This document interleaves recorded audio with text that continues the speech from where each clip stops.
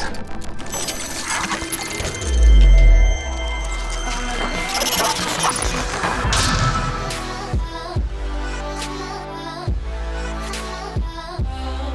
Welcome back, guys, to another Clash Royale video. And today, we're going to go ahead and take a look at the princess, because last night I went ahead and bought her out of the shop. As you can see here, I had 36,000 gold and just barely enough gems to buy the remaining gold. Now, normally I don't buy the legendaries out of the shop just because it's really expensive for one card costing 40,000 gold. And it's hard to justify given that I have over 200,000 gold in debt needed to buy all of my upgrades for my other cards. But with the tournament system coming up here, all you need is a level 1 legendary to be at the same competitive level as everyone else. So that's why I decided to go ahead and buy her. Now here's the deck I'll be using in today's video. Let's go ahead and take a look at some replays here, and then we'll finish off with a live battle. So here we are, guys, facing another level 9, which is a pretty rare occurrence these days. But fortunately I do have the princess in my starting hand, so that will be my opening move as soon as I hit 10 elixir. Gonna go ahead and place her down behind the king tower and start setting up a slow push on the right hand side. He's actually going to go ahead and place down his electric pump on the back left corner there. So I know I have an opportunity to put on some pressure here on the right hand lane. And take a look at this, guys. He drops down his giant just as soon as I drop down my Valkyrie and my Hog Rider combo. So he has no elixir left to defend. He drops the fireball trying to take out the princess. And in the process, he misses my Hog Rider and the Valkyrie. And then take a look at this. He drops the barbarians. And with 1 health left with the help of that Zap Bell, the Valkyrie is actually able to kill all those barbarians and still survive, and she's still alive doing damage to that giant with 1 health left, guys. So pretty strong value for that 1 Valkyrie right there. Now right here, going to put on some immediate pressure once again with that princess, and this is the great thing with the princess card, guys. She only costs 3 elixir, and she's able to put on immediate pressure on your opponent, and oftentimes force their hand and force their cards out of rotation, and that's why she's really strong in this game. So she's still alive, doing some pretty crazy damage to that tower. He does drop down a princess of his own to counter mine, but mine still will get 2 more hits on the tower, bring it down to 800 health, and at this point in the battle, his tower on the left hand side is down to 800, his king tower is down to 2000 health, so I have to decide, do I want to go for that tower on the left hand side, or do I want to go for the king tower? Right here, he kind of catches me off guard with the 3 musketeers.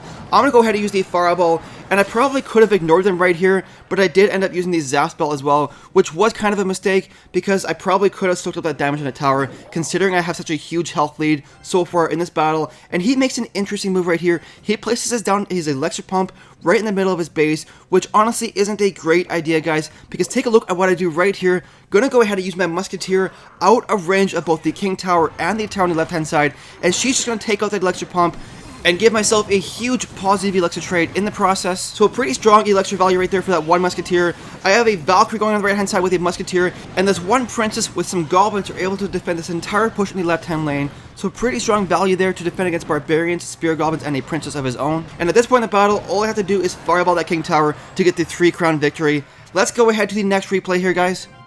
So here we are, guys, facing another level 9 here. Now, fortunately, I do have the princess in my starting hand once again, so gonna go ahead and place her down behind my king tower. As soon as I get to 10 elixir, he's gonna start setting up a push in the left-hand lane with that royal giant of his, and I'm actually gonna go ahead and use the princess on the same lane as the royal giant, because a lot of people like to use goblins or minions behind a royal giant, and I want the princess splash damage to also damage those troops.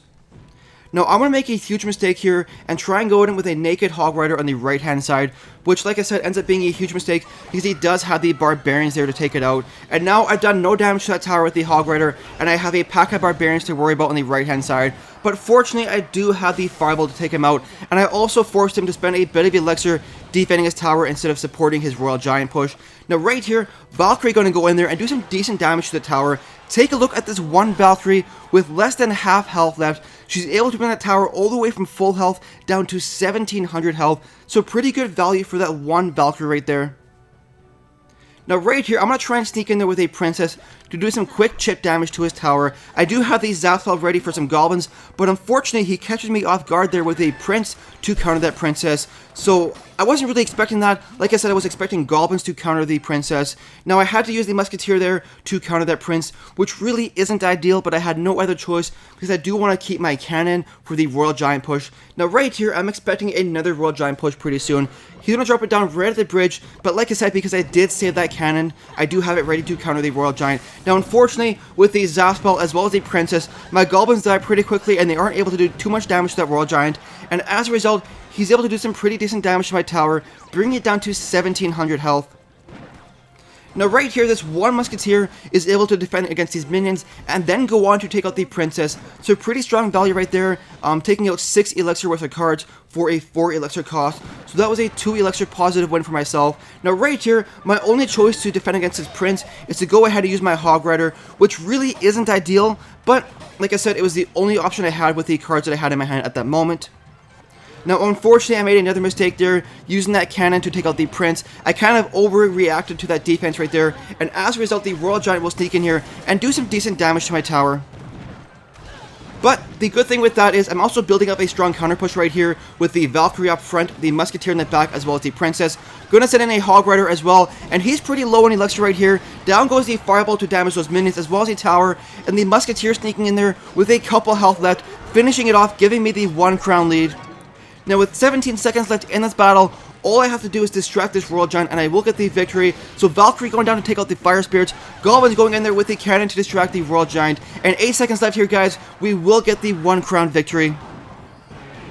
So here we go, guys, just dropping down the hog rider for fun. Let's go ahead and do a live battle.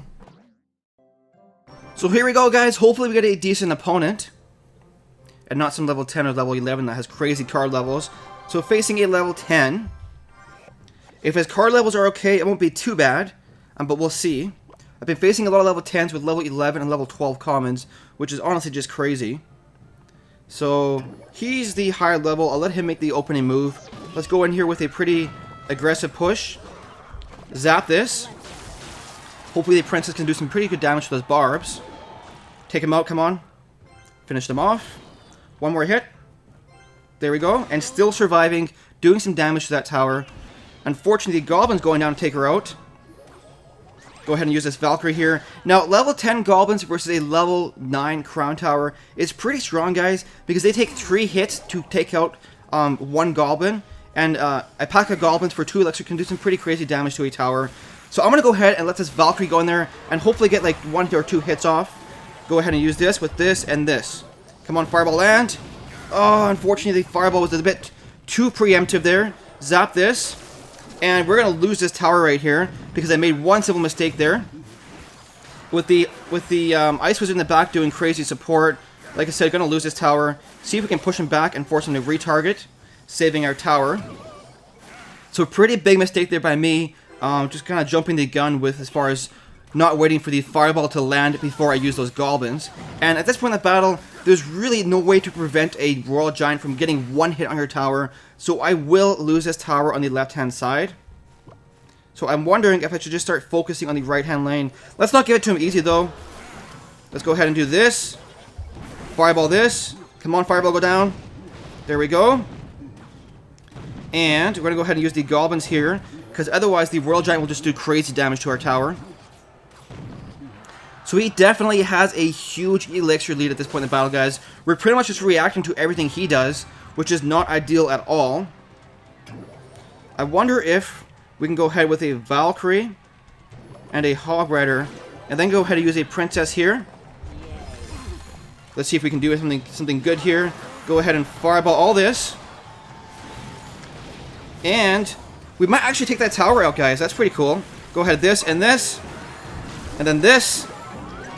And we got to get back to our fireball immediately, because like I said, right there, that's coming down. Maybe the princess can help us out right here. Ooh, having this princess is nice. Normally, that kind of situation would cause me a ton of trouble.